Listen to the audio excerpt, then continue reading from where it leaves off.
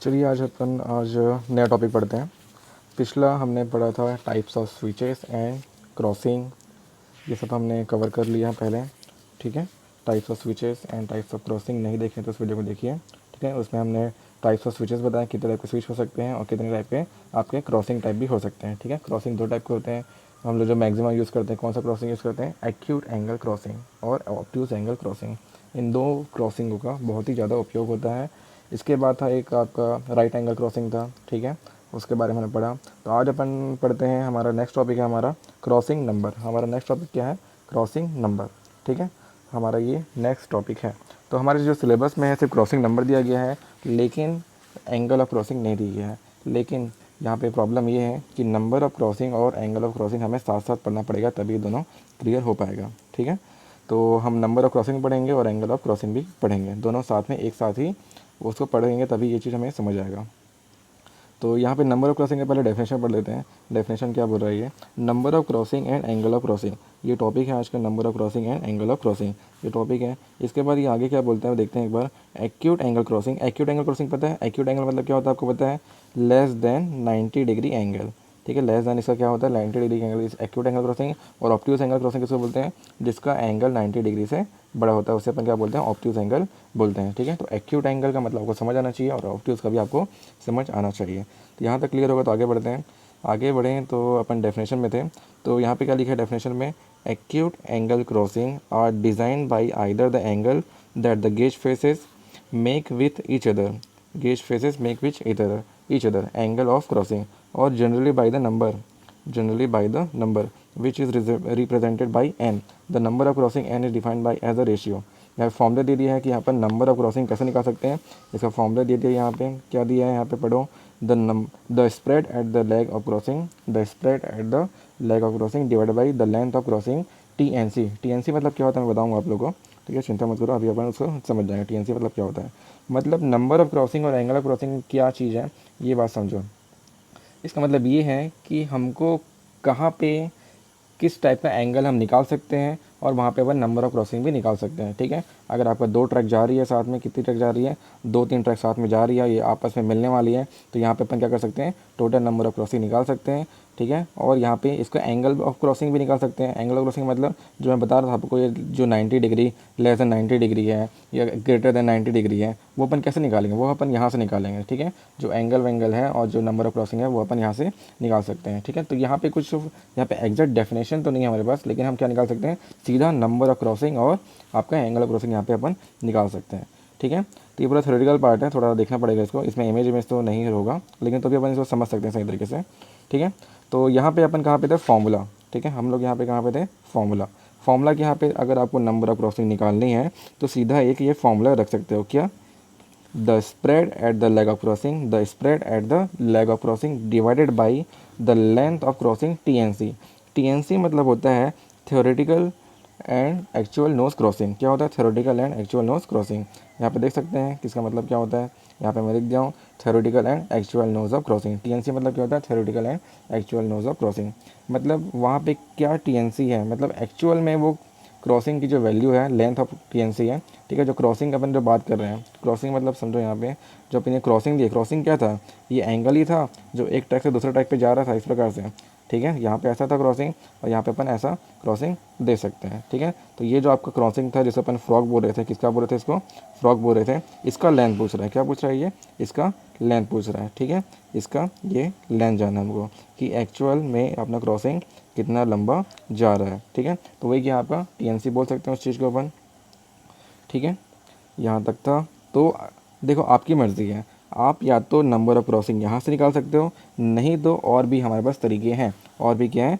हमारे पास 3 मेथड्स हैं calculating the number of crossing and the value and depend upon the method of adopted. ठीक है, अपन क्या कर रहे हैं यहाँ पे? हमारे पास 3 मेथड है। या तो आपके पास एक फॉर्मूला ये है, या हमारे पास 3 और फॉर्मूला है जिससे अपन क्या निकाल सकते हैं? नंबर ऑफ क्रॉसिंग निकाल सकते हैं। चलो देखते हैं अब और आगे और क्या फॉर्मूलाज हैं उसके बारे में अपन पढ़ते हैं। ठीक है, यहाँ तक में भी क्लियर हो गया होगा। ये पूरा थ्योरेटिकल पार्ट है। ठीक है, याद करने वाली चीज़ है number of crossing and angle of crossing. लेकिन जो इसका जो न्यूमेरिकल है बहुत ही ईजी है। कैसा है?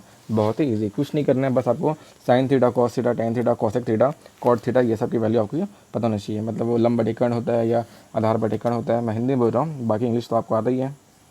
ठीक है, तो आगे बढ़ते हैं। तो यहाँ पे लिखा हुआ है there are 3 methods of calculating. क्या लिखा है यहाँ पे? There are 3 methods of calculating the number of crossing and the value and depend upon the method adopted. ठीक है, तो यहाँ पे टीएनसी का फॉर्मूला, टीएनसी का फुल फॉर्म लिख दिया। आगे बढ़ते हैं, अपन देखेंगे पहला मेथड क्या है।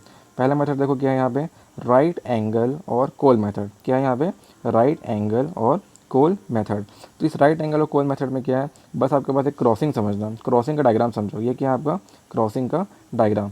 ये कैसा किस टाइप का क्रॉसिंग है आपका? Right angle crossing. किस टाइप का क्रॉसिंग है ये? Right angle crossing. ठीक है, इस टाइप का क्रॉसिंग आप समझो। कैसे समझ सकते हैं इसको अपन?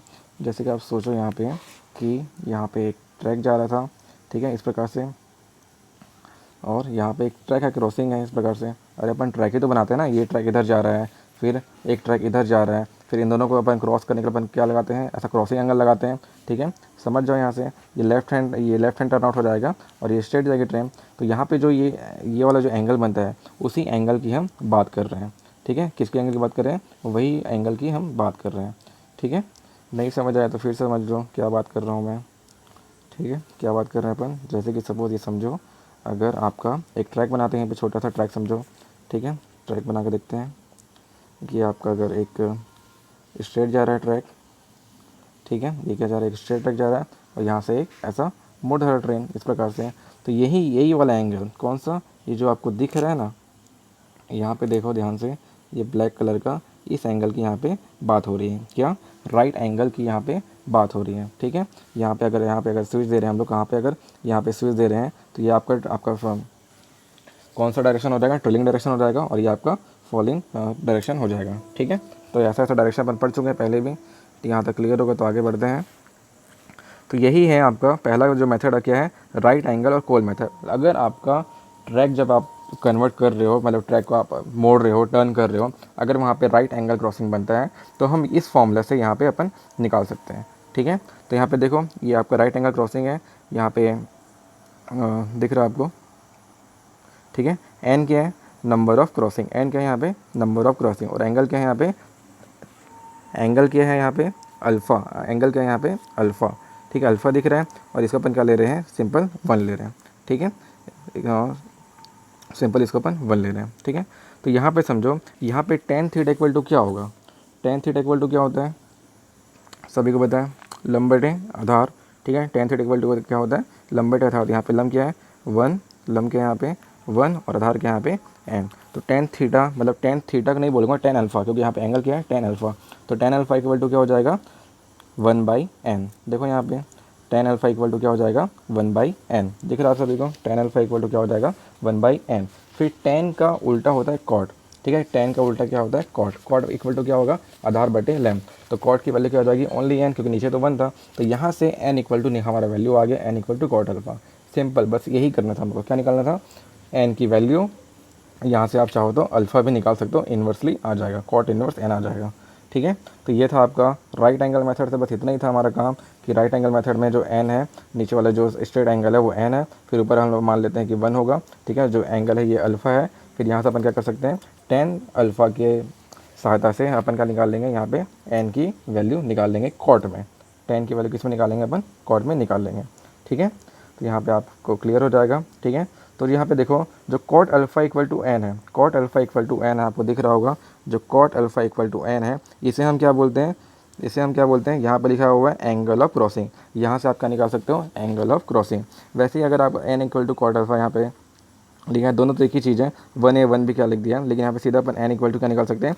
मतलब यहाँ पे देखो, जो पहला वाला मैं आपको बताया, पहला क्या लिखा हुआ है यहाँ पे? n cot alpha equal to क्या लिखा है? Equal to n। तो यहाँ से आप अल्फ़ा की वैल्यू यहाँ से आप निकाल दो। क्या निकाल दो? अल्फ़ा की वैल्यू कैसे निकल जाएगी? कॉट इन्वर्स में आ जाएगा। ठीक है, कॉट किस में आ जाएगा? इन्वर्सली आ जाएगा। कॉट कैसा रहता है आपका? इन्वर्सली आ जाएगा बस। ठीक है, तो वहाँ से अपन क्या निकाल सकते हैं? एंगल ऑफ क्रॉसिंग निकाल सकते हैं। वैसे ही n इक्वल टू, अगर हमको n की वैल्यू पता है, अगर हमको n की वैल्यू पता है, तभी आप एंगल निकाल पाओगे, तभी आप क्या निकाल पाओगे? एंगल निकाल पाओगे। लेकिन अगर आपको अल्फ़ा की वैल्यू पता है, तो आप क्या निकाल सकते हो? n की वैल्यू भी निकाल सकते हो कॉट अल्फ़ा के सहारे। ठीक है, यहाँ तक क्लियर हो गया होगा? Right angle Cole method, right angle और कोल मेथड, ये था आपका right angle Cole method. Second method पढ़ते हैं अपन, centre line method. Second method क्या है? Centre line method. इसका डायग्राम देखते हैं, सेंटर लाइन मेथड कैसा है। इस प्रकार सा।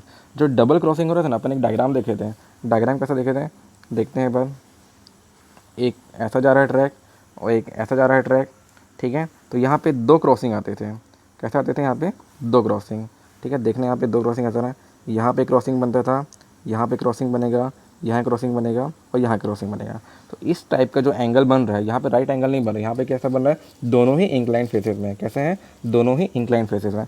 मतलब आपका अगर ये अल्फ़ा है, क्या अल्फ़ा है, मतलब अगर आपका ये आधा, ये पूरा अल्फ़ा है, तो क्या हो जाएगा, ये आधा इसका अल्फ़ा बाई 2 हो जाएगा और इसका आधा भी क्या हो जाएगा, अल्फ़ा बाई 2 हो जाएगा, ठीक है। तो वही चीज़ यहाँ पे किए हैं, यहाँ पे देखो, यहाँ पे क्या किया है, उसी एंगल को, टोटल अल्फ़ा एंगल को क्या कर लिया, वो अल्फ़ा को यहाँ पे दो हिस्सों में बांट दिया, एक अल्फ़ा बाई 2, दूसरा अल्फ़ा बाई 2। और यहाँ पे अपन राइट एंगल में क्या किए थे, राइट एंगल में अपन क्या किए थे, इस पूरे को अपन एक लिए हैं, तो यहाँ पे क्या हो जाएगा, वो आधा आधा, यहाँ पे भी क्या कर रहे हैं, पूरे को एक ले रहा है, ठीक है। उसका जो बेस है, ट्रायंगल का जो बेस है, उसको क्या ले रहा है, वो मान रहा है एक ले रहा है। फिर अपन क्या करेंगे, यहाँ पे दो हिस्से में अगर अपन इसको अल्फ़ा को बांट रहे हैं, तो वो भी आपका एक भी दो हिस्से में बढ़ जाएगा, मतलब हाफ हाफ यहाँ पे बढ़ गया, 1/2 1/2, ठीक है। अब यहाँ पे बताओ tan अल्फ़ा इक्वल टू क्या होगा, यहाँ पे अल्फ़ा नहीं ना, टेल क्या, tan अल्फ़ा बाई 2, क्या बता रहा हूँ मैं, tan alpha by 2 equal to क्या होगा, tan alpha by 2 equal to क्या होगा, सोचो क्या होता है, लंब बटे आधार होता है, ठीक है। यहाँ पे लंब क्या है, 1/2 और आधार क्या है, यहाँ पे एन ही है, आधार तो चेंज नहीं हो रहा है ना। तो वही चीज़ यहाँ पे देखो, यहाँ पे tan अल्फ़ा इक्वल टू क्या लिखा, tan alpha by 2 equal to क्या लिख दिया यहाँ पे, tan alpha by 2 equal to 1/2 into 1/2 divided by n, ठीक है। फिर 2 को नीचे ले आओ, 1/2 एन हो गया। फिर यहाँ पे कॉट अल्फ़ा बाई 2 क्या हो जाएगा, tan का अपोजिट, tan का अपोजिट क्या होगा, कॉट होता है। तो यहाँ पे अगर 1/2 एन है, तो cot alpha by 2 equal to क्या हो जाएगा, ओनली 2n, ठीक है। यहाँ तक क्लियर होगा सभी को। इसके बाद आप यहाँ से क्या निकाल सकते हो, n की वैल्यू यहाँ से निकाल सकते हो, ठीक है। यहाँ से अपन क्या निकाल सकते हैं, n की वैल्यू, कब, इधर 2 के इधर भेज देंगे तो क्या हो जाएगा, 1/2 इंटू कॉट अल्फ़ा बाई 2, ये फॉर्मूला है, ठीक है। क्या, नंबर ऑफ क्रॉसिंग निकालने का ये फॉर्मूला है, ठीक है। तो वैसे ही अगर आपको क्या पता है, अगर आपको अल्फ़ा पता है तो आप क्या निकाल लोगे, n की वैल्यू निकाल लोगे, मतलब नंबर ऑफ क्रॉसिंग निकल जाएगा। लेकिन अगर आपको अल्फ़ा पता है, क्या पता है, अल्फ़ा तो पता हो गया, ठीक है। लेकिन अगर आपको क्या पता है, n पता है, क्या पता है, यहाँ पे n पता है। अगर आपको n पता है तो क्या निकाल लोगे आप, n पता है तो अपन अल्फ़ा की वैल्यू भी निकाल सकते हैं, ठीक है। तो यहीं पे लिखा हुआ है एंगल ऑफ क्रॉसिंग और नंबर ऑफ क्रॉसिंग अपन निकाल सकते हैं यहाँ से आसान तरीके से, ठीक है। तो कुछ ना कुछ वैल्यू तो पता होगी, या तो n की वैल्यू पता होगी, ठीक है, या तो हमें अल्फ़ा एंगल की वैल्यू भी पता हो सकती है कि कितना एंगल वहाँ पे बन रहा है, ठीक है। एंगल पता रहता है ना, अभी अपन पढ़ेंगे आगे, तो एंगल के कुछ कुछ वैल्यूज़ हैं कि कौन से स्टेशन यार्ड में, कौन सा प्लेटफॉर्म में किस टाइप का हमें इंक्लिनेशन देना है, ठीक है। 1/n होता है ना, 1/n, तो वही यहाँ पे हो रहा है इंक्लिनेशन, मतलब यहाँ पे 1/n वाला पोर्शन आ रहा है, ठीक है, 1/n, ठीक है, 1/n। तो यहाँ तक क्लियर होगा, आगे बढ़ते हैं। ये था आपका सेंटर लाइन मेथड। तो यहाँ सेंटर लाइन मेथड हमें क्या मिला, यहाँ से सेंटर लाइन मेथड से ये फॉर्मूला, ठीक है, सेंटर लाइन मेथड। अब आपको एक ट्रायंगल का नाम पता होगा, क्या, आइसोसेलेस ट्रायंगल, ठीक है। क्या बोला मैं, आइसोसेलेस ट्रायंगल, ठीक है। यहाँ पे दिख रहा है आप लोगों को, या इसको हिंदी में बोलते हैं समद्विबाहु त्रिभुज, समद्विबाहु त्रिभुज। अब समद्विबाहु या आइसोसेलेस ट्रायंगल किसको बोलते हैं, आप सभी को पता होगा, नाम में ही लिखा है समद्विबाहु त्रिभुज। क्या लिखा है, समद्विबाहु त्रिभुज, मतलब किन्हीं भी दो भुजाएं आपस में बराबर होगी। क्या बोला मैं, किन्हीं भी दो भुजाएं अगर आपस में बराबर होती है तो अपन क्या बोलते हैं, उसे समद्विबाहु त्रिभुज या आइसोसेलेस ट्रायंगल उसे हम बोल सकते हैं, ठीक है। तो वही चीज़ है यहाँ पे। तो यहाँ पे जो देखो, यहाँ पे आइसोसेलेस ट्रायंगल क्या होता है, आइसोसेलेस ट्रायंगल तो क्या होता है आपको पता है, मैं बता दिया आपको, समद्विबाहु त्रिभुज, जिसकी दो भुजाएं आपस में बराबर हो उसे हम क्या बोलते हैं, समद्विबाहु त्रिभुज बोलते हैं। तो इसका डायग्राम देखते हैं, डायग्राम क्या है, ये डायग्राम दिख रहा है आपको 16.20, ये जो डायग्राम है और आपका वो जो डायग्राम है आपको सेम ही दिखेगा, सेम ही दिखेगा, बट आपको आइसोसेलेस ट्रायंगल की जो दो भुजाएं रहेगी वो कैसे रहेगी, बराबर रहेगी, ठीक है। तो यहाँ पे देखो सेम डायग्राम है, सेम टू सेम, ठीक है, बट क्या है, यहाँ पे जो भुजाएं हैं वो आपस में, दो भुजाएं आपस में बराबर है, इसलिए अपन इसको क्या बोलते हैं, समद्विबाहु त्रिभुज बोलते हैं, ठीक है। यहाँ तक क्लियर होगा सभी को। तो ये था। फिर हम लोग हमेशा क्या निकालते हैं, tan थीटा की वैल्यू निकालते हैं, लेकिन यहाँ पे n तो है नहीं, यहाँ पे क्या नहीं है, हम लोग हमेशा tan थीटा क्यों निकालते, क्योंकि हमको बेस पता था, ठीक है, हमको आधार पता था और लंब पता था, इसलिए अपन tan थीटा का tan अल्फा का यूज़ कर रहे थे। लेकिन यहाँ पे क्या है, यहाँ पे आपको तो बेस पता नहीं है, यहाँ पे आपको क्या नहीं पता, ये जो बेस था यहाँ पे वो तो पता नहीं है, तो अपन कैसे करेंगे, तो हमको तो क्या पता है, ये कर्ण पता है और ये आपका लंब पता है, ठीक है, कर्ण पता है और आपको लंब पता है। तो अपन कौन सा फॉर्मूला, कौन सा एंगल यूज़ कर सकते हैं यहाँ पे, साइन थीटा की वैल्यू यूज़ कर सकते हैं। साइन थीटा इक्वल टू क्या होता है, लंब बटे कर्ण, क्या होता है, लंब बटे कर्ण होता है, ठीक है। तो यहाँ पे अपन साइन थीटा का यूज़ करेंगे। समझ रहे हो ना ये बात। टेन थीटा का यूज़ इसलिए किया जा रहा था क्योंकि उसकी वैल्यू हमको पता थी, उसकी वैल्यू कुछ ना कुछ वहाँ पे आ रही थी। वैसे ही यहाँ पे अगर एन इंक्लिनेशन पोर्शन पे है, मतलब वो क्या एक प्रकार का कर्ण है, तो कर्ण की वैल्यू अपन साइन थीटा से निकाल सकते हैं, ठीक है। तो यहाँ पे देखो सेम वही चीज़ है, आपका क्रॉसिंग बन रहा था, क्या बन रहा था, क्रॉसिंग बन रहा था। तो क्रॉसिंग का टोटल एंगल था अल्फ़ा, और दो हिस्से में बांटे तो क्या बन जाएगा वो अल्फ़ा/2 और अल्फ़ा/2, ठीक है। फिर 1:n वाला पोर्शन था, तो 1 का भी आधा हो जाएगा, 1/2 और 1/2। यहाँ तक क्लियर होगा। तो आगे देखो यहाँ पे साइन अल्फ़ा/2 क्या निकाल रहे हैं पर एक साइड का ट्रायंगल वाला पोर्शन निकाल रहे हैं, sign अल्फ़ा/2। Sign alpha equal to क्या होगा, साइन इक्वल टू क्या होता है, लंब बटे कर्ण, ठीक है। तो यहाँ पे लंब किया था, देखा यहाँ पे लंब किया था, यहाँ पे 1/2 है ना, और ये क्या है कर्ण, तो बस क्या करोगे 1/2 डिवाइडेड बाई n हो जाएगा, सिंपल, बस वहीं पे किए। Sine alpha equal to 1/2 divided by n, तो क्या हो जाएगा यहाँ पे इक्वल टू 1 क्या हो जाएगा 1/2n। अब आपको पता है, क्या पता है, साइन का उल्टा क्या होता है, साइन का उल्टा क्या होता है, कॉसेक होता है ना। साइन का उल्टा क्या होता है, कॉसेक। तो जो भी वैल्यू आएगी उसका अपोजिट क्या हो जाएगा, अपोजिट हो जाएगा, तो वो किसकी वैल्यू बन जाएगी, आपकी कॉसेक की वैल्यू बन जाएगी, है ना। कॉसेक अल्फ़ा/2 इक्वल टू क्या हो जाएगा यहाँ पे 2n हो जाएगा। फिर से यहाँ पे वही प्रॉब्लम आ गया, अगर आपको अल्फ़ा की वैल्यू पता है तो आप n की वैल्यू निकाल सकते हैं, ठीक है। अगर आपको अल्फ़ा की वैल्यू पता है कहीं से भी तो अपन n की वैल्यू निकाल सकते हैं। और वहीं अगर हमें n की वैल्यू पता है, ठीक है, अगर हमें क्या n की वैल्यू पता है तो हम क्या निकाल सकते हैं, अल्फ़ा की वैल्यू निकाल सकते हैं, मतलब एंगल हम अपन निकाल सकते हैं, ठीक है। तो ये था इसके 3 मेथड। 3 मेथड कौन कौन से हैं यहाँ पे, 3 मेथड बहुत आसान थे। पहला क्या था, राइट एंगल और कोल मेथड, दूसरा था सेंटर लाइन मेथड, और तीसरा है आपका आइसोसेलेस ट्रायंगल मेथड, समद्विबाहु त्रिभुज, ठीक है। अगर आपको समद्विबाहु त्रिभुज बनता है मतलब दो रेल सेक्शन, ठीक है, दो क्रॉसिंग के जो रेल सेक्शन बने हैं हमारे, वो अगर समान है, ठीक है, वो अगर समान है तो हम इस फॉर्मूले का यूज़ करके वहाँ पे नंबर ऑफ क्रॉसिंग या अपन क्या निकाल सकते हैं, एंगल ऑफ क्रॉसिंग निकाल सकते हैं, ठीक है। तो ये आपका लास्ट टॉपिक था, ठीक है, ये आपका क्या था, लास्ट टॉपिक था, number of crossing and angle of crossing. इसके बाद जो टॉपिक आपके पास है वो क्या है, एक टॉपिक है जो इसमें तो बुक में नहीं दिया है, लेकिन एक टॉपिक है आपका क्या, combination of points and crossing. क्या लिखा है, combination of points and crossing, किसका, पॉइंट एंड क्रॉसिंग का कॉम्बिनेशन, ठीक है। तो आपको पता है, क्या पता है कि पॉइंट्स क्या होता है, पॉइंट्स क्या होता है, जो स्विचेस हैं, जो हमारे क्रॉसिंग में स्विचेस आ रहे हैं, जो अपन बना रहे थे पॉइंट्स एंड क्रॉसिंग का, जैसे ये डायग्राम है एक प्रकार से, ठीक है, यहाँ पे अपन ऐसा निकाले इस प्रकार से, ठीक है। तो ये जो यहाँ पे टंग रेल था, ये टंग रेल वाले पोर्शन को अपन तो क्या बोलते थे, पूरा स्विच बोल रहे थे, यही क्या आपका स्विच। और स्टार्टिंग को ही पॉइंट को अपन क्या बोलते थे, यहाँ पे अपन पॉइंट्स बोलते थे, जो अपन तिकोना पार्ट है वहाँ पे उसको अपन क्या बोलते थे, पॉइंट भी बोल सकते हो और इसको स्विचेस भी बोल सकते हो, ठीक है। तो ये था आपका स्विच। और वैसे ही क्रॉसिंग, यहाँ पे अगर मैं क्रॉसिंग बताऊँ आपको तो क्रॉसिंग कहाँ पे था, क्रॉसिंग कहाँ पे था, इस पोर्शन पे, यहाँ पे क्या था, क्रॉसिंग। तो इन्हीं का कॉम्बिनेशन बताना है मेरे को, क्या, पॉइंट्स का और क्रॉसिंग का कॉम्बिनेशन क्या होता है। तो इसके लिए आप लोगों को करना ये है, बस सिंपल, जब अगर क्वेश्चन आता है क्या कि combination of points and crossing को डिस्क्राइब कीजिए, तो आप पहले क्या करेंगे, क्रॉसिंग को डिस्क्राइब करेंगे। क्रॉसिंग क्या होता है, क्रॉसिंग आपको पता है, ठीक है। क्रॉसिंग क्या होता है, जब भी हम किसी ट्रेन को टर्न करते हैं तो उस टर्न करने के लिए कुछ भी अपन अरेंजमेंट दे रहे हैं, वहाँ पे जो एंगल प्लॉट कर रहे हैं, ठीक है, वहाँ पे वो क्रॉसिंग आ जाएगा। अपन डेफिनेशन पढ़ चुके हैं पहले इसका, ठीक है। और वैसे ही पॉइंट्स अपन क्या लिख सकते हैं, जो स्विच होता है, ठीक है, जो पूरा कॉम्बिनेशन है स्विच, जो पूरा कॉम्बिनेशन है किसका, स्विच का कॉम्बिनेशन है और टंग रेल का कॉम्बिनेशन है, किसका कॉम्बिनेशन है, टंग रेल है और स्ट्रेचर बार है, उससे जो अपन रेल को मूवमेंट करा रहे हैं स्लाइड चेयर पे या स्लाइडिंग चेयर पे, उस पूरे पॉइंट को अपन क्या, उसी को अपन क्या बोल सकते हैं कि पूरा अरेंजमेंट ही क्या कहलाता है, एक प्रकार का पॉइंट कहलाता है, ठीक है। तो यहाँ तक क्लियर होगा।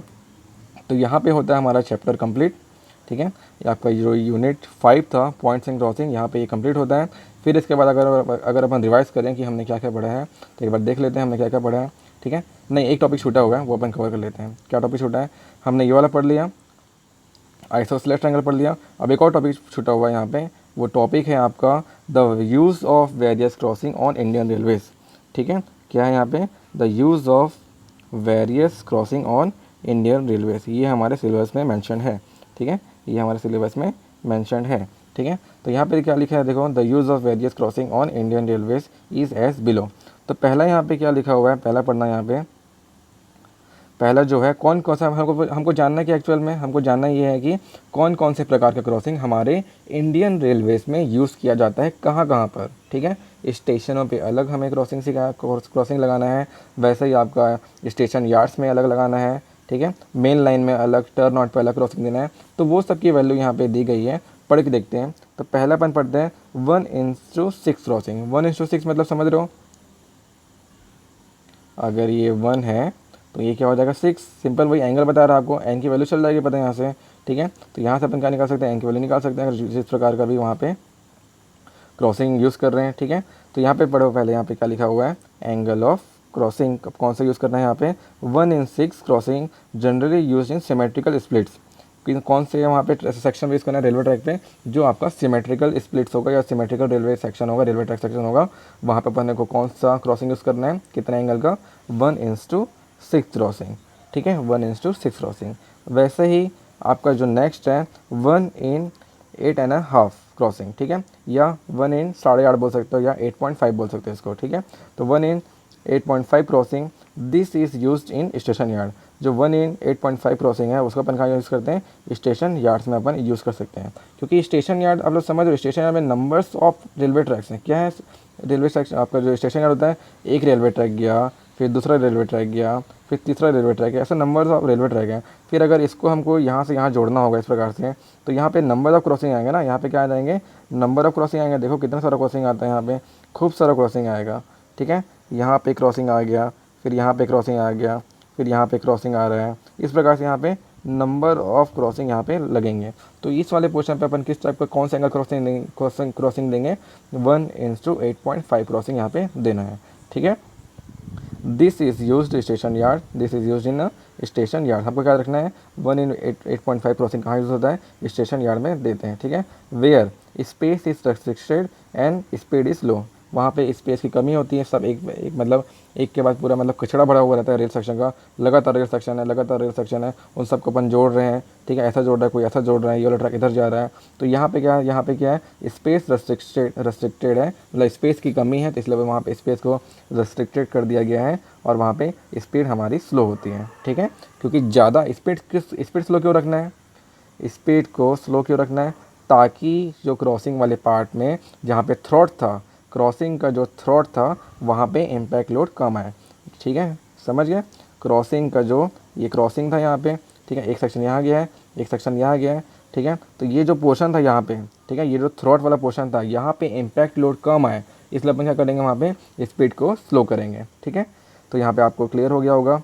1:8.1/2 crossing this is use in station yard where space is restricted and speed is low on sharp turnouts, ठीक है। फिर तीसरा पढ़ते हैं अपन, तीसरा क्या लिखा हुआ है, 1:12 crossing this is use in station yard of main line. इसको हमें क्या कहाँ यूज़ करना है, this is use in station yard of main line. जो मेन लाइन होगा, स्टेशन यार्ड का जो मेन लाइन होगा, वहाँ पे अपन कौन सा क्रॉसिंग देना है, 1:12 का क्रॉसिंग देंगे, ठीक है। मतलब वहाँ पे जो आपका जो मेन लाइन होता है हमेशा फ्लैट होता है एक प्रकार से, तो यहाँ पे क्या लिखा है, यहाँ पे फ्लैट टर्न आउट, एकदम ही टर्निंग नहीं होगा, नॉर्मली टर्न आउट होगा, ठीक है, नॉर्मली, ठीक है, ज़्यादा फ्लैट वहाँ पे नहीं होगा।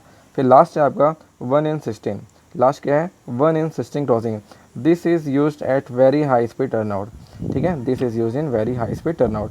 अरे देखो धीरे धीरे क्या हो रहा है, एन की वैल्यू बढ़ते जा रही है, क्या बढ़ती जा रही है, एन की वैल्यू। देखो यहाँ पे 1:6 था, क्या था यहाँ पे 1:6, छोटू सा 1:6, वैसे धीरे से बड़ा 1:8.5, ठीक है। तो ये 1 हो गया, फिर ये क्या हो गया 8.5, मतलब धीरे धीरे आपका जो कर्व है वो क्या हो रहा है, धीरे धीरे बढ़ते जा रहा है। मतलब जो एंगल दे रहे थे वो धीरे धीरे यहाँ पे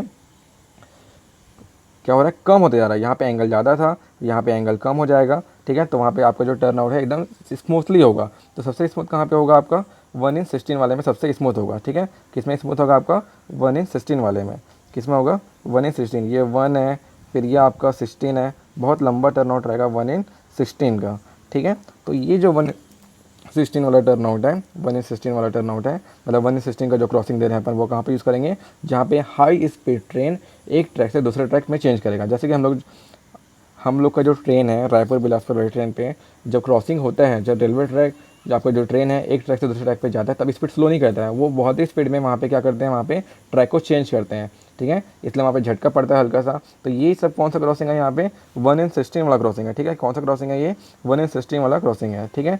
तो ये 1 in 16 क्रॉसिंग कहाँ के लिए यूज़ करते हैं, this is use at very high speed of turn out and broad gauge and for middle gauge route only, ठीक है। सिर्फ ब्रॉड गेज और मिडल गेज के लिए यूज़ करेंगे, नैरो गेज और लाइट गेज के लिए इसका यूज़ नहीं करना है, ठीक है। तो यहाँ पे होता है हमारा टॉपिक समाप्त, यहाँ पे हमारा टॉपिक पूरा जो कंप्लीट होता है, यहाँ पे यूनिट यहाँ पे क्लियर होता है। इसके बाद अपन देख सकते हैं कि हमने इस चैप्टर में क्या क्या पढ़ा है, ठीक है। यहाँ पे अपन हमारा चैप्टर कंप्लीट होता है। हमने यहाँ पे क्या पढ़ा, सबसे पहले पॉइंट्स एंड क्रॉसिंग के डेफिनेशन पढ़े हैं। पॉइंट्स एंड क्रॉसिंग क्या होता है, जितना भी अरेंजमेंट होता है, रीज़न करा रहा हूँ, सुन लो बस थोड़ा थोड़ा, ठीक है। पॉइंट्स एंड क्रॉसिंग क्या होता है, ओरली समझो, जितना भी अरेंजमेंट हम दे रहे हैं किसके लिए, ट्रैक को टर्न करने के लिए, पैरेलल ट्रैक से डाइवर्स ट्रैक में अपन टर्न कर रहे हैं, तो उस ट्रैक में जो भी अरेंजमेंट दे रहे हैं, जिस भी प्रकार का पॉइंट्स हो या क्रॉसिंग हो या स्विच हो या टर्न आउट हो, इन सभी अरेंजमेंट को हम क्या बोलते हैं, पॉइंट्स एंड क्रॉसिंग। फिर हमने जाना नेसेसिटी क्या होती है। नेसेसिटी मतलब पॉइंट्स ऑफ क्रॉसिंग की ज़रूरत ही क्या है, अगर ज़रूरत तो यही है कि हमको एक ट्रैक से दूसरे ट्रैक पे जाना है, और एक ट्रैक से दूसरे ट्रैक पे जाना है तो हमें ये अरेंजमेंट तो देना ही पड़ेगा, क्योंकि ट्रेन में तो कोई ड्राइवर का चलता नहीं है भाई, ड्राइवर का कोई मनमानी नहीं चलता। जो वो आपका जो ट्रेन चल रहा है वो किस पे चल रहा है, किस पे डिपेंडेड है, पूरा व्हील्स के फ्लैंजेस पे। तो हमको क्या करना है, व्हील्स के फ्लैंजेस को गाइड करेंगे। उस गाइड करने के लिए अपन क्या कर रहे हैं, necessity of points and crossing दे रहे हैं, ठीक है। अपन इसको अच्छे से पढ़े थे, अपन पढ़े थे ना, यहाँ पढ़े थे। जब रोड में क्या होता है, जो आपका व्हीकल्स होते हैं, पूरा ड्राइवर को आज़ादी होता है, या चाहे वो राइट मोड़ है या लेफ्ट मोड़ है, या फिर उसको मतलब चक्के से उसका कोई लेना देना नहीं है, व्हील से कोई लेना देना नहीं था। किसका, आपका सिंपल व्हीकल जो आपका रोड पे चलता है। लेकिन अगर आपका जो ट्रेन है, ट्रेन का लेना देना है व्हील से, ठीक है। ड्राइवर पे तो लेना देना नहीं है, ड्राइवर भले स्पीड मेंटेन रखता है, लेकिन जो टर्निंग का पोर्शन है वो ड्राइवर के हाथ पे नहीं रहता। वो किसके हाथ पे है, आपका ट्रैक में जो इंटरसेक्शन है, ये सब जो आपका किस पे डिपेंडेड है, ये पूरा पॉइंट्स एंड क्रॉसिंग पे डिपेंडेड है, ठीक है। इसके कारण ही आपका एक ट्रैक से दूसरे ट्रैक ट्रेन ट्रैवल कर पाता है, ठीक है। उसके बाद हमने जाना कंपोनेंट्स ऑफ टर्न आउट।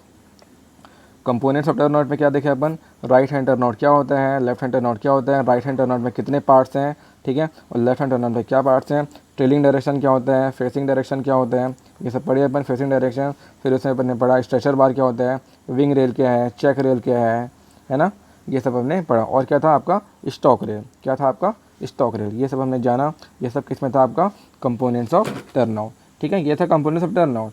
अब जो जिस कारण ये काम कर रहे हैं, ठीक है, मैंने बताया था आप लोगों को, वर्किंग ऑफ टर्न आउट, जो भी जिस तरीके से आपका जो टर्न आउट काम करता है, ठीक है, कैसे वर्क कर रहा है, इसको हमको लिखना है सही तरीके से, ठीक है। वो कहाँ पे आ जाएगा आपका, वर्किंग ऑफ टर्न आउट।